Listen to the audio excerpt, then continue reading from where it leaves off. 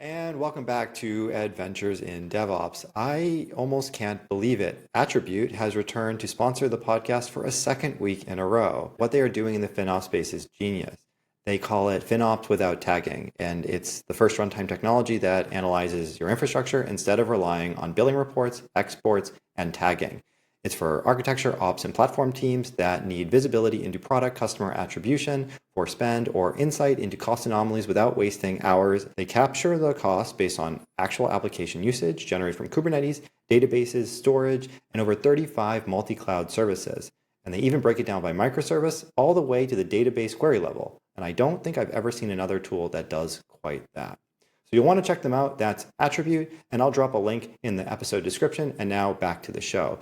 And our guest today actually may have a lot to say about that. Currently EM of a platform engineering at an undisclosed large company. The interesting thing about how long you've been in DevOps is you probably started with the mindset long before it was even coined as a term. And I'd like to introduce Adam Korga. So, like you say, I did actually start in this before the DevOps before became a term. For full disclosure, not all the time as DevOps. I started as a backend engineer. Then at some point I figured out that it was called release engineering back then, and it wasn't even on virtual machines. I experienced stuff. When did you figure out what you were doing was actually embodying the DevOps mindset and not just doing what someone else told you to do? I always wanted to do this safer or better. So that was one thing, and second, how we can avoid mistakes like accidental dropping of production database.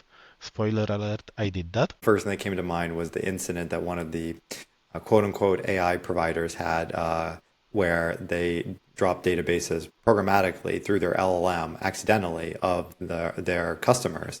Because the LM decided to go and do this. So I think we come full circle. Inexperienced engineers who didn't have a lot of infrastructure experience accidentally dropping databases. I think in 2016 was the major event from one of the well-known Git servers.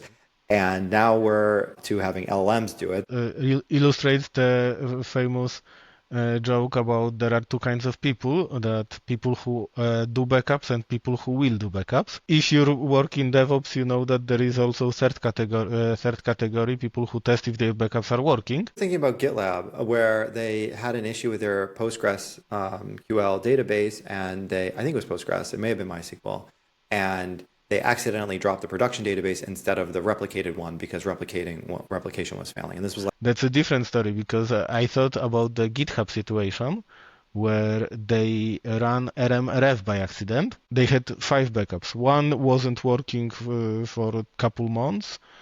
Second was on the same server, so RMRF was fine to delete as well, and so on and so on and so on. It was fun day for them. Well, I say funniest, probably for people involved, it wasn't so fun. Pixar almost bankrupted because of RMRF, because during production of Toy Story 2, they accidentally deleted entire movie. Entire movie was saved because one of the was on the due to maternity leave, was working often from home, and she had the files on her private computer, which was violating, of course, the processes in the company, but it was the only survived copy after this incident. So they moved her own home PC to the office to restore the movie, and that's why we have Toy Story 2. Actually, that's not the first time I've heard of that saving move. There was a while ago, I think it was almost 15 years ago now, where there was an issue with, I believe, KDE, like the UI for Linux distribution, where there was some corruption that got into, I think this was like before they were using Git, got into the source control. And because of how they were replicating to all the mirrors where all the source was, there was like automatic process to clone from the source. Like as soon as the corruption got in there, every single copy of it in existence also was cloned and got that corruption in it, and they were all worthless. And so they had to go around to like individual engineers who like hadn't set up or specifically disabled the automatic replication in order to rebuild the source code index there. Now I really want to talk about Post-Mortems with you and like how they actually reviewed the situation. But before we get to that, one of the reasons that we grabbed you for this episode is you released quite the satirical book, The Guide to the Industry IT Dictionary. So this thing is absolutely ridiculous. This book, I mean, it really is a dictionary. You've got a bunch of, I'll say, euphemisms with their implied real world interpretation of them. And it just goes on and on for these. I feel like, I had to pick it up and, read some and then put it down. Like, Every single entry is separate punchline, so it could be repetitive and exhausting if you try to read it as a typical linear book. I don't recommend it. I won't judge where you hold this book. It could be on your desk. It could be in other places. I'm fine with that. As long as you have fun, it's good. But there is second layer behind that because it is divided into 5 parts, and each describes different area like core IT, then agile rituals, then corporations, startups, and of course we have to mention AI nowadays. there is something that reminds me of Randall Munroe's XKCD. Like, if I just pull out Yeah. some of the jokes, it's like, I mean, what he takes 3 or 4 panels to get across. You have like a single core message that wraps it up. Like, just as an example, one like ticket types. One of your ticket types is like quick bug, easy to reproduce. And then like the actual translation is 2 weeks later, you're knee deep in system calls, questioning your life choices. I think a lot of us have probably seen ourselves there where you trying to fix something. It's usually on our own computers, like not even from the company. And the longer you spend trying to fix that problem, the worse the issue gets. Well, I tried to really show how it looks from real life. Sometimes I'm going also on the typical jargon that doesn't necessarily touch the IT or the core IT itself. I mean, we should go through one of the sections. I feel like that would be the most interesting. Sure. So should we call it the agile one? I don't know. I have to admit that introductions in agile part are my favorite one. So there's something for everyone here, no matter what your flavor of engineering is that you're working in, or even if you're outside the field. I see a lot of companies saying they do agile and not doing it. This one always hits quite close to home for me. So I want to read some of these out because I think they're quite funny. So there's like the term, we're doing agile, and what you have here, it actually means is we have a daily panic meeting and call it a methodology. And then there's servant leadership, booking meetings and politely begging people to update Jira. I mean, obviously, because you don't no longer have the authority to tell people what to do, and you're just there to support them, but they're not performing the necessary activities anyway. Let's see if there's another particularly good one. Shielding the team, sitting in meetings they weren't invited to either. There is even entire subsection about the tools in Agile. And my favorite there was Slack, which is distraction as a service. There are some actually good organizations where understanding what the tempo of the organization is by the Slack messages that you're getting and being attentive to problems that show up and responding to the team like is incredibly valuable. But I find that book really conveys here is that a lot of times the notifications represent just total noise. Yeah, but that applies to everything. That's why the entire part is called cargo cult. Cargo cult is actual term from World War II, which evolved into mimicking rituals without understanding reasons. And it's not like Slack, Jira, Confluence, or whatever is actually wrong. It's not. It's just about people use it or abuse it, hoping that it will solve their problems. I think this is actually really interesting to call out because the origins actually were quite interesting for me. So you're right. I believe it was Asia. And I mean, realistically, just the shortcut is care packages and goods were dropped from like fighter jets on the ground, right? And so, of course, with that, there's like a lot of other technology stack that you need to create there. And after World War II and the Allies left and stopped dropping care packages, they still wanted them to show up. So if you see that a box appears, if there are landing strips and airplanes and control towers, and those are all gone now, well, then you build the control towers and the airplanes, and you hope that the care packages show up with it. Because, as you said, and I think this is really important, that you see what the practice is and you just replicate it. And without understanding what the reason was that was created or the goal in mind, then you're really just doing something which doesn't actually bring any value. And I think we see this through the industry a lot. And it gets replicated over and over one. And I think I'm going to get a lot of angry emails as a result of this. I think Kubernetes is a great one. Like you see companies building the architecture and platform to support such a complicated technology, and then they throw it in. And I think they hope that they're going to be successful after that. Well, that's actually what picking up in startup. The product is not ready if it's not scalable. And as a result, companies invest crazy amount of energy and money into scalability, microservice architecture, ensuring that it would scale to thousands, despite the fact active user counts is 12, including QA. Yeah, for sure. I think there's this comic that I'll end up linking after the episode for anyone that's on our website, Adventures in DevOps, where the canonical is some engineer goes to the platform architect. Will this infrastructure support millions of users and requests per second? And the answer is another question. How many do you have right now? Oh, we have 5. Yes, that is the perfect architecture for what you're doing. For sure, I have this problem. I had to learn to avoid this or notice this problem, that we tend to go with the best practices. And I do want to ask, what brought you to the point where you felt like you had to get this down in writing, that you wanted to write the book in the first place? Some time ago, I was dating some girl that was working in legal department in IT company.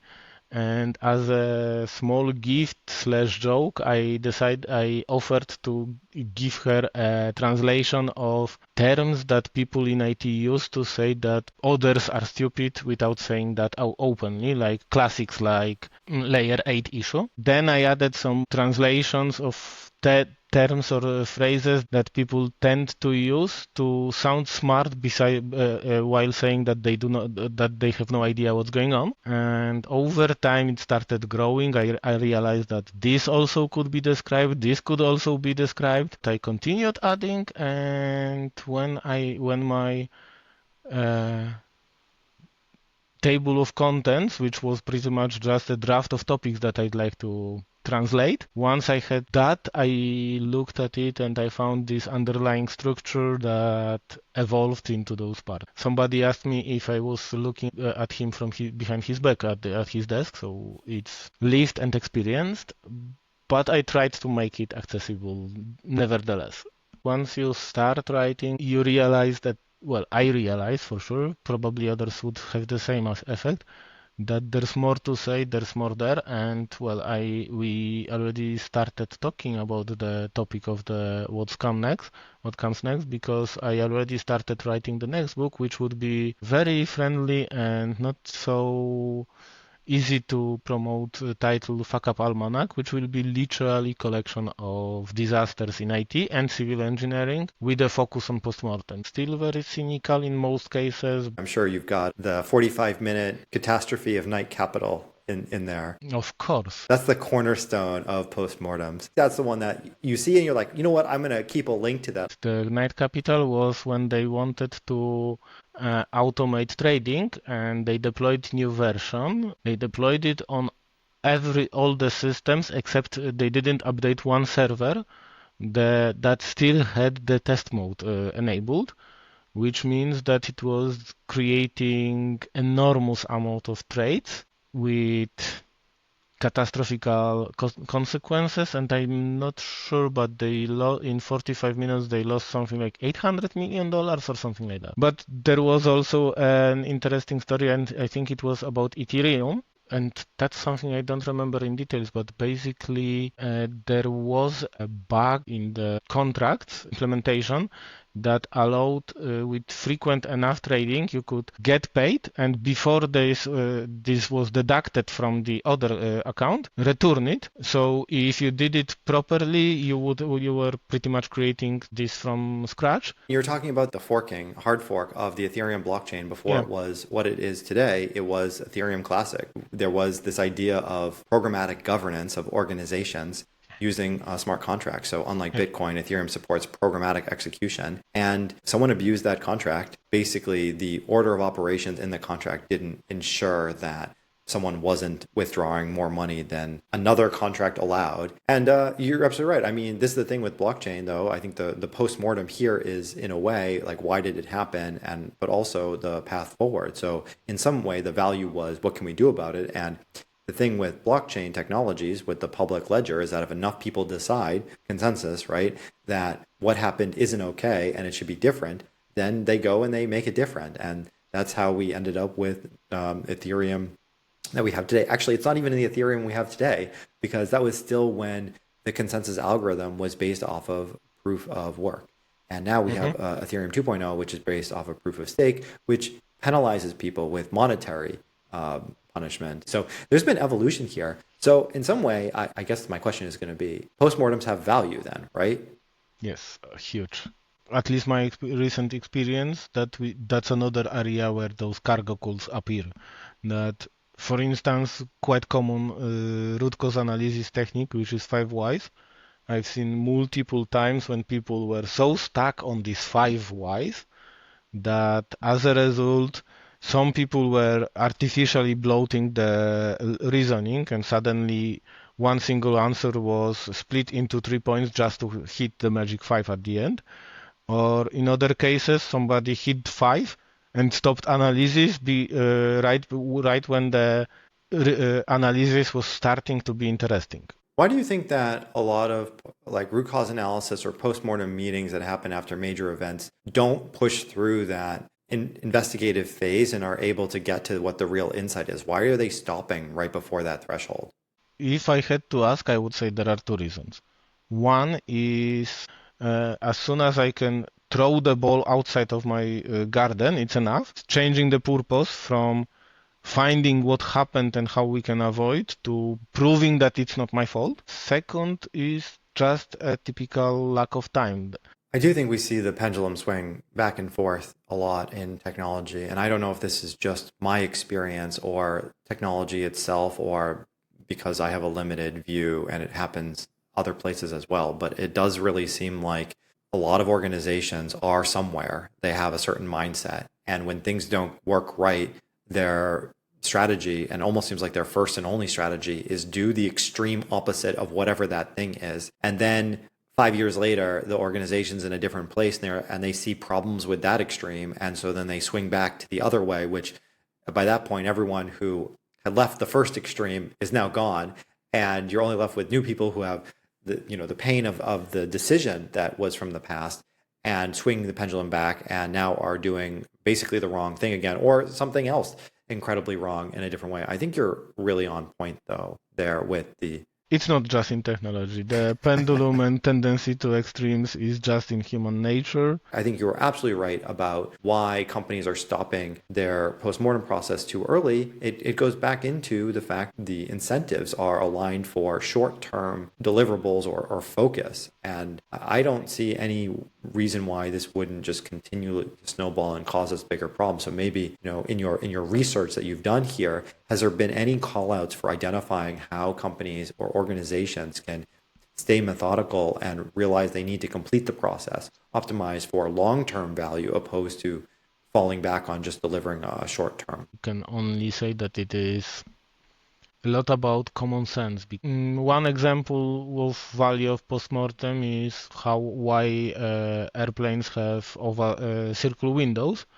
So it wasn't always like that. So basically, in pre-World War II, airplanes had typical square rectangular windows, and it was fine. The windows were sometimes the glass was sometimes crashing, but the planes were not flying that high. It didn't have to be pressurized and stuff. So when the planes landed, it was okay, call the glacier, change the window, and move on, and nobody investigated. After World War II, it's actually coincidentally, it's not that World War II changed something, but in 1950s, first hypersonic airplane came to civil aviation. It was Havilland Comet, which was flying at the altitude of 11 or 12 kilometers, and there the cabins had to be pressurized. So the forces were much heavier, and those tiny cracks that were visible before started to be much more critical. And within 4 or 5 years, there were multiple catastrophes with casualties and stuff. And that's when they did the full-blown investigation with built a special tanks to investigate, to analyze the pressures and stuff, and then they found out that on the corners were pretty much concentration points for the stress. The stress levels were even over 4 times, something like 4 times higher than around the not on the corner. So, and that was around corner of the windows and the antenna, radio antennas and stuff mount points. So the solution was brilliantly simple. If the corners are the problems, eliminate corners. That's why the windows became round. If the signs were before that, but they weren't leading to catastrophes yet, so they were ignored. If you look at this from the IT perspective, it's kind of the same. As long as you have an issue when you deploy the new version and something crashes, it's enough to restart pipeline or something like that. Okay, let's not investigate, we need to focus. But that could be an underlying issue that later could lead to the catastrophe like Night Capital. First of all, the airline industry is quite the shining example of diving into postmortems. I feel like compared to other industries, the idea of preventing not just loss of life, but preventing all incidents now current and future is something that's really focused on and like really getting to understand like all the root causes, not just the first one that pops up, so that these events in any way can never happen again. And I feel like World War II in a lot of ways was a turning point. I think there was this very specific, interesting insight that was had, and I believe it was in the United States, with the return of vehicles that were damaged in some way. It was in US, you are talking about survivorship bias. Yes, of course. But the conclusion was from, I think, Hungarian statistician. Basically, the idea was that if you receive a vehicle back, then it survived its trip. Our US Army was analyzing the bullet holes on the returning bombers.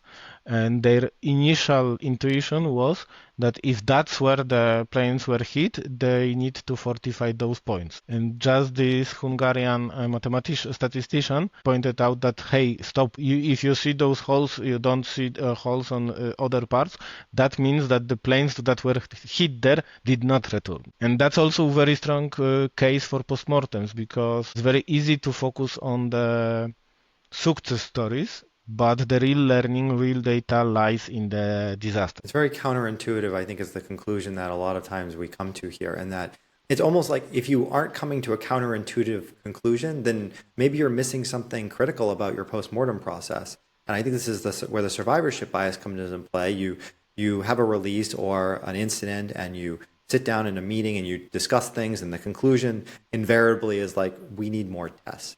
And well, anyone could have told you to have more tests. I think the clever trick is knowing which tests you should have, because if you just had the right test, you can avoid every single production incident that would ever happen. For that, I kind of like that approach of do not write more tests just because you want more tests. That conclusion is often a struggle for organizations. Like there's a belief that, oh no, this software doesn't change that frequently, or we don't have the priority to actually be able to implement there. But yeah, I mean, if you're in the weeds and actually fixing something or changing the way something works, I think a good metric that at least my teams use is add the test before you make the change. Like it doesn't matter if there are necessarily tests on code, but if you're going to change something, then you can have an opportunity to potentially add the test first to ensure that the thing you're changing doesn't break in a particular way. And I think the follow-up here is that often things break for the new functionality. But generally, the most bugs, most mistakes were when you introduce the change. Yeah, for sure. Realistically here, there's like a whole bunch of failure modes where you're making assumptions about what the current thing is doing rather than actually validating it in some capacity here. There is one thing that I think is still worth bringing up in the area of postmortems, especially when it comes to the failure rate. And it's this idea where it is actually impossible to predict where the future errors will show up in some capacity. And the mistake that's made frequently is tracking the number of errors you have or the size of them in the past. Because nothing tells us that the errors that we've encountered so far and potentially fixed or prevented have any impact on the future errors that we're going to encounter in our organization, the criticality of the failure. Every company works until the moment it doesn't. Every software works until the moment it doesn't. And I think there is this idea where, oh yeah, we can just fix every problem we've identified. We should track the number of problems over time and we'll just be good. And I think I'm hoping the history and the research that you've done leads anyone who reads the book to the opposite conclusion, which is like you need a better process or a mindset around how you're tackling what you're tackling rather than just what potentially comes up. There was a technique of seeding errors. Microsoft was doing this with with Windows, but it was totally for different purpose. But it was a technique to statistically evaluate how many bugs they didn't find. Quite interesting, not necessarily applicable to constantly evolving software nowadays. But the main lesson is to not ignore the errors. On one hand, own mistakes to try to analyze it. Second, don't ignore other people's errors. That's free learning. Sometimes you can laugh, sometimes you can be amazed, but for sure there is some lesson there that you can avoid. Yeah, there's a very famous Russian submarine that I don't recall that. That's what I was aiming at. It was Stanisław Pietrov, who was in Soviet air defense. And indeed, they had one sensors reporting that US launched a missile, and he ignored it until they got backup information from different stations a couple minutes later. According to procedure, he should immediately counterfire. He ignored it, and that was 1983. He ignored that, and that's why the World War II did not start. If he shot back, we wouldn't be talking right now. For sure not. I think this could be a good stopping point. Let's move on to picks. My pick for today is the Quitazon, I don't know how to pronounce it, food storage containers. I really like these. They're really expensive, but they're highly durable. They go in the oven. I don't know how to microwave. They go on the stove, I guess. They go in the freezer, deep freeze, minus 20 degrees Celsius. They are absolutely fantastic. And what I like about this brand is they have a lot of different sizes, so you can measure exactly what fits in your refrigerators and your storage units and focus on stacking them the best. I probably have like 15 or 20 of these, like almost this exact size. And honestly, they've been great. About 5 years ago, I completely moved off of storing anything in plastics in any way, and now everything I wanted is in glass or stainless steel metal. Actually, this is a composite, and these have been the best so far. And I really like them because after cooking, I always have leftovers. I need to track it. And if you ask me what I would say, well, I recently watched a TV series on Netflix called Fubar. It's a typical, modern take on 1990s, early 2000s action comedy movies with Arnold Schwarzenegger, and it's super full of fan service jokes, even quoting, making fun of the most famous scenes with Schwarzenegger and his best movies. So if you grew up in this time, it's very much enjoyable. I think Fubar has actually been on my watch list for a while, and I haven't gotten around to it It's yet. really good with really solid screenplay.